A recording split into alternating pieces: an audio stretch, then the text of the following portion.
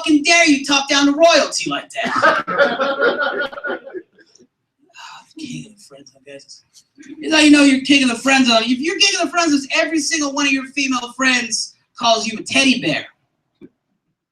Okay, that's fine. Whatever. Here's the thing. Nobody wants to sleep with their teddy bear, though. They just want to sleep with the, nobody wants to fuck their teddy bear. They just want to sleep in the same bed as their teddy bear, get drunk around their teddy bear, all right? And then they get weirded out when teddy bear gets a boner at 3 in the morning. They smell like vodka and lavender. Everyone has their triggers, all right?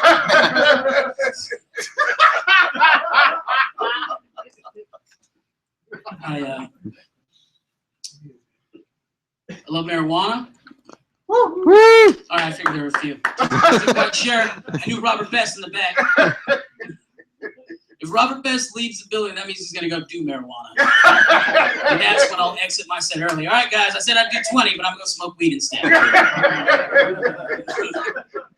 Love weed, guys. Love weed. Our entire lives we've been told that marijuana is a gateway to harder, more addictive drugs. I don't believe that at all. Who's smoking weed and is like, oh my God, I'm so high, and this is so nice. But I wonder what it's like to collect cans at 4 in the morning. I wonder how difficult it is to ride a bike while holding a bike at the same time. What does a penis taste like for money? Somebody tell me, please. I would like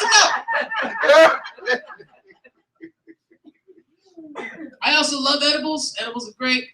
This is beautiful. It's weed and it's food, and they come together to make this beautiful biracial Obama baby. It's phenomenal. It's fucking awesome. I love it. Here's a fun fact about edibles, though. If you take a batch of non-marijuana brownies to a party and you call them special, people get really upset. My bad. Sorry if made with love isn't special enough for you motherfuckers. Sorry if I'm a pastry purist. I mean, it's not enough that I made this, that there's a whole bunch of semen in there. What did you think I meant by made with love? Emotional? Roll the fuck up. There's only one kind of love I know. The love of a woman.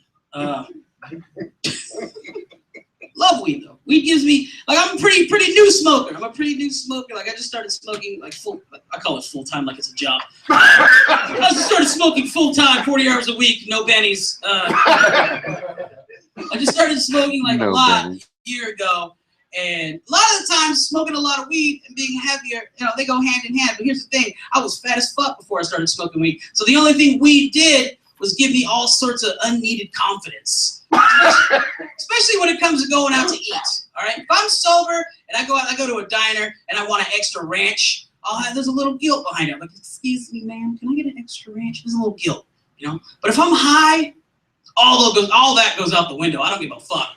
I'm like, you know what it is, lady, okay? I walked in here with my head held up high while wearing sweatpants. I need you to go to the back. I need you to fill a pepper grinder up with ranch. Hover it over my food and don't stop until you hit 17 Mississippis. 17 Mississippis. Okay? I like to compliment people's food choices too. Like if I see a guy eating a really good looking sandwich, if I'm sober, I'm like, hey man, I'll downplay it. I'm like, hey, no, that looks good. No, it looks good. But if I'm high, I'll say what's in my heart. And sometimes what's in my heart is very weird. Like I'll walk up to that same guy, like, she's beautiful. What's her name? And they're like, Ham? Like, it's a beautiful name. I don't know if you know this, but ham means delicious in like every language. All right, bye forever. I just want to tell you she had your eyes. But guess what, guys? Not bye forever. Because I'll be in the distance licking my lips like a fucking predator. As soon as he gets his gaze more than 5 seconds away from that sandwich, somebody better call a Hamburger Alert because there's about to be child abuse. That entire joke was written around the words Hamburger Alert. Just so you can use those two words together. Are you fucking kidding me? I do like to go out a lot. I like to go out with my friends, and I'll let you guys know right now, you're looking at probably one of the best wingmen in the game ever. If Goose was still alive and had a heart problem, that would be me. I'm the fucking best wingman in the game. Because I'm not a hater. Okay? If I see one of my buddies has a lady on the hook, I'm gonna fucking help him. I'm not gonna be one of those guys who's just like, it's late, this place sucks, let's go. I'm not gonna be that guy. I'm gonna be your dick Sherpa, okay? I'm gonna take you up the fucking mountain, all right? I'm gonna make sure you get that Everest, you know? I'll notice certain things. I'm like, her eyes are teal, and she has no nails because she works in fast food, most likely. Work from there. Work from there. I'm like that guy who can't join the army because of like bad vision. Let's go with bad vision. I'm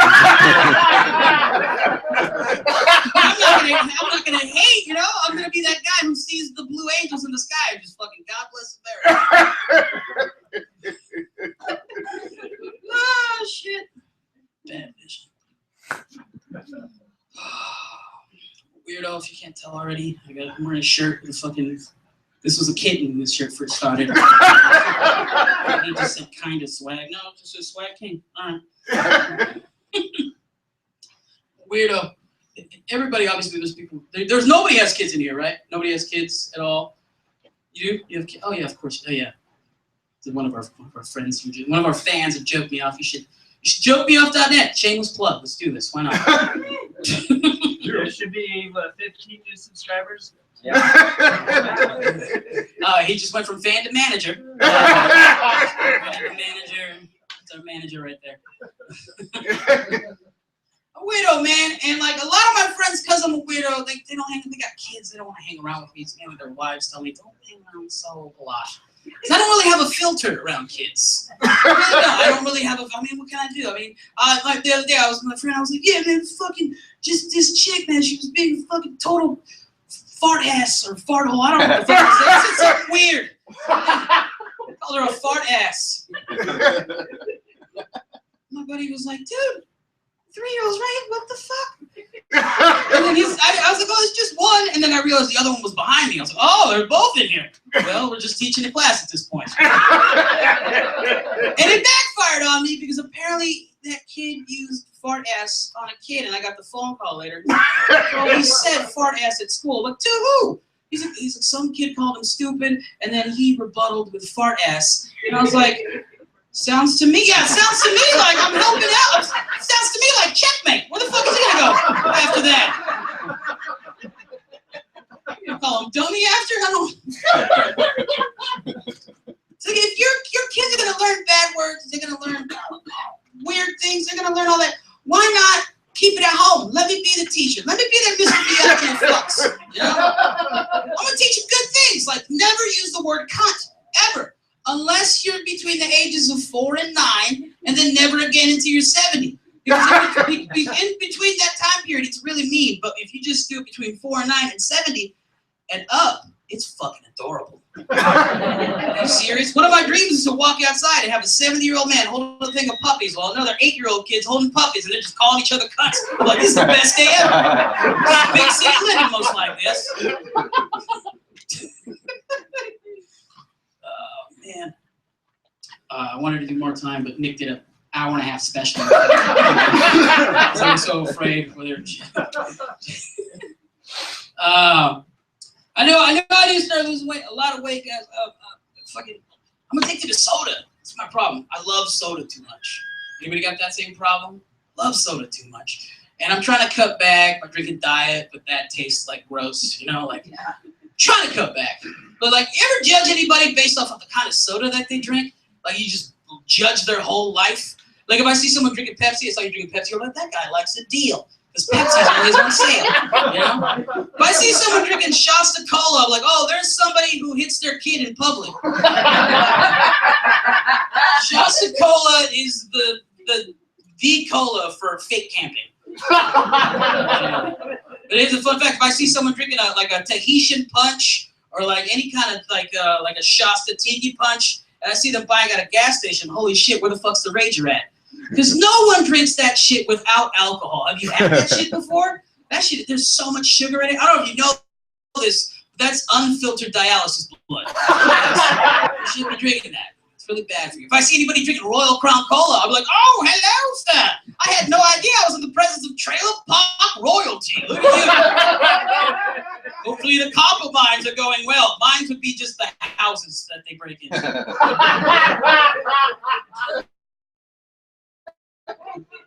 And see anybody drinking Coca-Cola in a glass bottle? I'm like, oh shit, baller alert. Look at that. I didn't know I was at am I at a wedding right now? Where the fuck am I? Am I at a Mexican wedding? I don't smell tacos, but usually the glass Coke bottle means there's tacos there. All right. I don't know. What's the time for? How much time do I have? I don't know. Who plays Pokemon Go? Everybody. Not me. I hate Pokemon Go. But not for the reasons you think. I'm not like, oh, these guys are assholes. No. I hate Pokemon Go the same way an old white dude hates modern day music.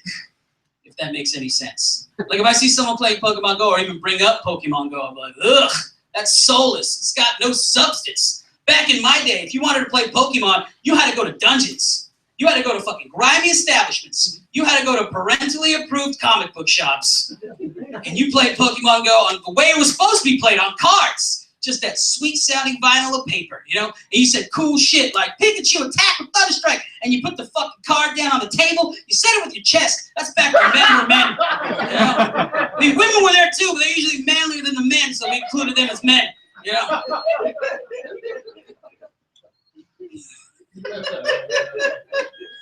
Ooh, look at me. I don't feel like getting pussy today. Oh, look at you. What makes you so impressive? I invented not getting pussy. All right? Who do you think came up with this move? Sorry, man, not today. Gonna go play Game Boy Color and throw up the West. All right? Throwing up the West doesn't work here. You know, kids go out in public with no shame, just out there catching Pokemon with no shame. Just, hey, look, there's a Rattata on your shoulder. I'm gonna catch it. There's a Rattata on my shoulder? Anybody who puts their rat-a-tat on my shoulder, I kill their whole fucking bloodline. How dare you put rat-a-tats on my shoulder? I'm gonna do one more. It's very short. I know Judge will give you the light like 8 times. Do you ever feel like you have it pretty bad in your life, guys? Think about poor old me, 'cause I think I'm pretty bad in my life. Because I could be in a room full of people. I could be in a room full of people anywhere in the world. Doesn't matter who in that room farted, I'm getting the blame. It is a blessing, it is a curse. I'm a fart werewolf. You guys enjoy your night. My name's Audrey Hill. JokeMeOut.net. Bring up Keep it going for Solo Trio one more time. This next comedian, I think he's absolutely hilarious. See him in the Bay Area a lot. I see him do shows all the time. He's great. He's part of the Vice Principals of Comedy and the Smart Culture Show. He's great. Please welcome Mr. Walker Glenn. Keep it going for JoJo, everybody. Let's get out of this. Hey, good to see you guys. It's good to be here. I was glad we got a pulse of the room on it. If any of you guys are parents before I got up here, that's usually the first thing I ask. Just you are? Is it you? You're the guy with kids? It's you and me. We're representing tonight. That's like, I've got a 3-year-old kid. It's pretty much all I'm going to talk about. And only one person in this room can contradict anything I say. So you guys have to take me as an authority on parenting, unless this gentleman here looks skeptical during any of my set. And then you know I'm full of shit. No, but I do have a 3-year-old kid, and it's actually been a huge week in my house. He just a few days ago, for the first time, pooped in the toilet. Thank you. That is the appropriate response, because it was getting dicey. He is 40 pounds. He's up to size 5 in diapers, and he was outgrowing those. The numbers just get bigger as the kid does. And I had to go get the next size of diapers because he was outgrowing the 5s, right? And I didn't think we were going to get him potty trained anytime soon. And I found out after size 5, they don't even put numbers on the packaging. It just says, you are a bad parent, right across the packaging.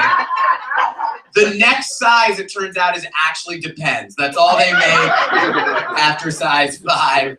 But he pooped in the toilet, so I'm not going to be cleaning shit out of the asshole of a grown man 5 years from now. He won't be a grown man in 5 years. He'll be 8.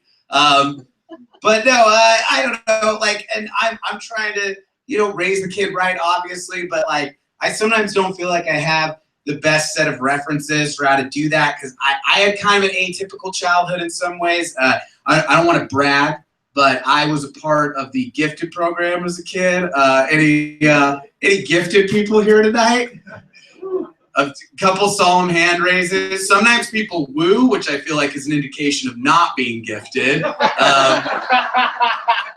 You know, and I don't want to brag about that or anything. I was in the gifted program, but I was also homeschooled, which makes it a little different. Mostly it was just my mom telling me that I'm smarter than my brother, but it was still cool. Like, it was still cool to shoot up to the top 50% of the school like that. I am the oldest kid in my family, and I find being the oldest kid sometimes saddles you with a little bit of extra responsibility. Feel like you know more than your siblings. You gotta sometimes protect them. I found out about Santa Claus not being real first in my family. I was devastated. I felt totally lied to. I took it really seriously. I was very upset. And I instantly wanted to go spread the word and tell my younger siblings, you know, this is a sham. We're being sold a false bill of goods here. But my parents told me I couldn't, and I was a very obedient kid, and for some reason, them saying I couldn't was like, my hands are tied. There's nothing I can do. So I didn't tell my siblings about Santa Claus, but what I did do was become like a weird Santa Claus truther in my own home. Not a lot of facts or anything, just like raising a lot of provocative questions. Look, I'm not saying Santa Claus isn't real. I'm saying I don't accept mom and dad's official explanation of the Santa Claus myth. Show me Santa Claus's birth certificate and those are two things people used to be mad about. And I believe in the rule of twos for every joke because writing is hard. That's how I do it. You're gonna get the premise, one really solid example of what I'm talking about, less of a solid example, and then just theater of the mind. You guys imagine your own third example. That's what we're doing here. It was a weird childhood, though, for real. Like, I was homeschooled, that's true. I was raised in a very, very religious home. Really, really Christian household. And, you know, that made me kind of weird, too. Like, now I'm an atheist, and, you know, raising my own kid as an atheist, I'm trying to figure out the best way to bring him up in regards to that stuff, you know? Because I have my beliefs, but I don't necessarily want to just dump all those on him, right? And if I just raise him atheist, he can even react to that, go the other way, become like a religious fanatic, right? And that would bum me out. I don't want that to happen. I want to raise a free-thinking, open-minded individual. And I figured out the best way to do that, I think. I think what I'm going to do is raise him very oppressively Christian, right? Because I know this kid, when he's like 16, 17, 18 years old, he's gonna call me on my bullshit, and that's gonna be a really cool day for me, because on that day I get to be like, hey, guess what? You passed my little test. There is no God. Go have fun at college. Like, yeah. Long con parenting, I call that. That's what that is. Just shatter him to nothing and then just go rebuild, man. Just go find a new identity. Raising Christian is not going well. I gotta say, I'm not good at it. It's hard. There's like a lot of habits I'd like to clean up. You know, I want to be a better example to this kid. One thing I've realized is that I need to stop cursing in front of the kids so much. Got to tone it down on the swearing. And the problem isn't just that he can repeat the words. The problem is he is now intelligent enough to be able to cite his sources. And that, as you could imagine, creates a whole paper trail in my life that I frankly don't need.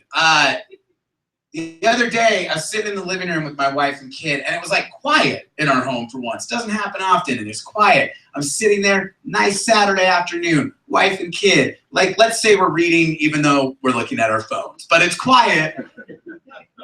And my 3-year-old broke that afternoon silence by saying the words, "What the fuck, Daddy says," and then just points at me. like accusatory finger just frozen. Boom, right at me. Which does make it really hard not to curse in front of your kid, because when you just get straight up snitched on like that, you react, right? Like, buddy, what the fuck? What's wrong with you, asshole? Thought you were cool. Not really, not really. I mean, look, here's the thing, and most of you guys aren't parents. I feel like my main ministry as a comic, by talking about my kid all the time, is just to let people know if they're gonna do it. A lot of parenting is very sad. I'm not saying I don't love it. I'm just saying it's deeply unfulfilling, and you should know that. You know, not everyone's gonna tell you that, but that's the truth. Because the thing is you're set up for all these beautiful moments, but they don't pan out like that. Like, life isn't as picturesque as I want it to be. The other day, my kid was being super cute, jumping around, being fucking adorable. I was feeling very tender-hearted, feeling very paternal, and I was like, hey, throwing out an I love you, son, right? And he hit me back, word for word, no bullshit, with, I don't love you, Daddy. Do you know how it feels to have your own child be like, I just like you as a friend? Like, it's like totally humiliating. I'm like backpedaling, like, oh, I get it. This is a casual thing. I'm seeing other dads and seeing other kids. Yeah, you fucking got me, man. Set me up for it every time. I don't know. Like, I feel like I've just made kind of an onslaught of permanent decisions in my life. Like, it's just been like momentum without a lot of questions along the way. Like, I've got some tattoos on me. On my arms have insignia from Star Wars right there on both forearms. Everybody's tattoos symbolize something to them. These, to me, symbolize decision-making skills I didn't have at age 19. It's the main thing. That and my grandmother's strength. Those are the two things these tattoos symbolize. You guys ever watched a tattoo show? Every tattoo symbolizes the person's grandmother's strength. It's just a fun fact. And, like, you might be like, hey, like, why are you shitting on your own tattoos? Don't you like Star Wars? Look, I like Star Wars. That's the end. That's the end of that sentence. I like it. I don't know if you know, you can like Star Wars and not get a tattoo about it. That's an option. It's not even a good way to enjoy Star Wars. They released a new Star Wars movie, and I couldn't even fucking get into it because the whole time I'm just looking at my forearms being like, oh, please justify these things. Like, please be good. I found this out. This was interesting to me, though. If you have Star Wars tattoos and a Star Wars movie is going to be released soon, the tattoos actually have special powers. And I didn't find this out until they dropped the trailer for The Force Awakens last year. But that very day, when that trailer came out, my tattoos started tingling. It's like a tingling, sort of prickly sensation. And it just increased as we got closer and closer to the release date.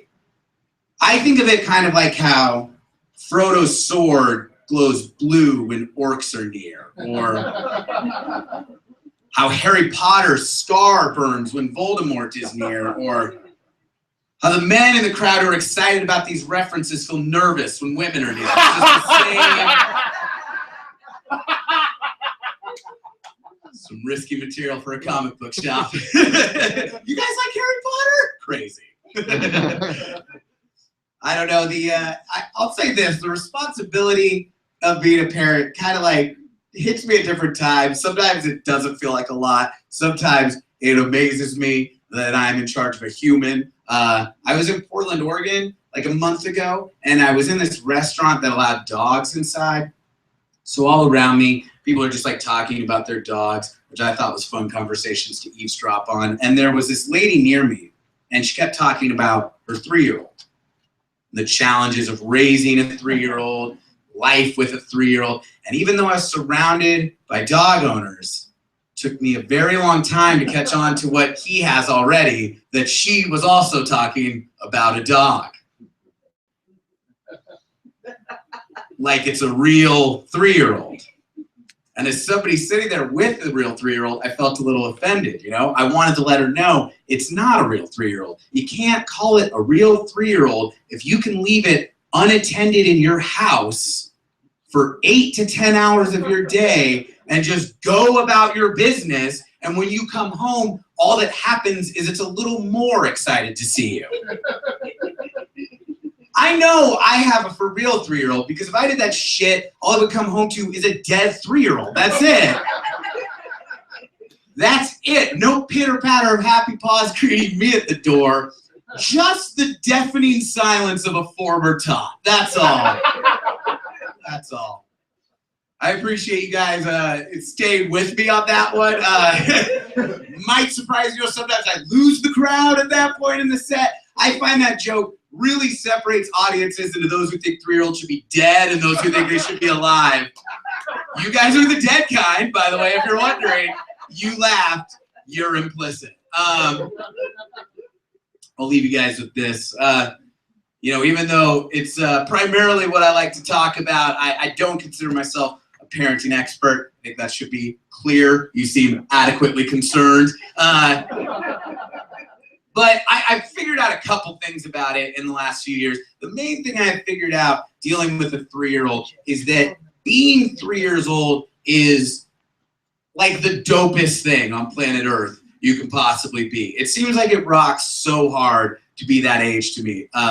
My phone is full of videos of him doing cute shit, and he likes to watch the videos of himself on the phone because he's a full-blown narcissist. And the whole time he does, he talks about the baby that he's seeing on the screen. It's like, hi, baby, there's that baby. And even though I think it's cute, I'm a little stunned that I have to remind him every time that that baby is him, and I watch that information blow his mind every time I tell him.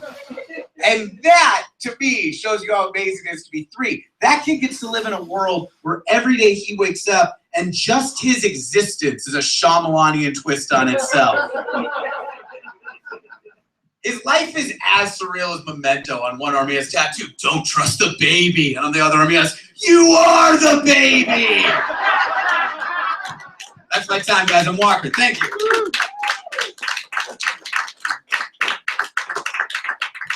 Keep going one more time for Walker Glenn. Woo! Great. We are down to our final comedian of the evening. He's an absolutely hilarious guy. And by the way, I'm just going to say it again. Like the show, donate. If not, we'll be back next month. Whatever. Now, for this next guy, he's really great. He's performed at SF Sketch Fest. He performs at comedy clubs all over California. Very hilarious dude. Please welcome Mr. Jesse Heck.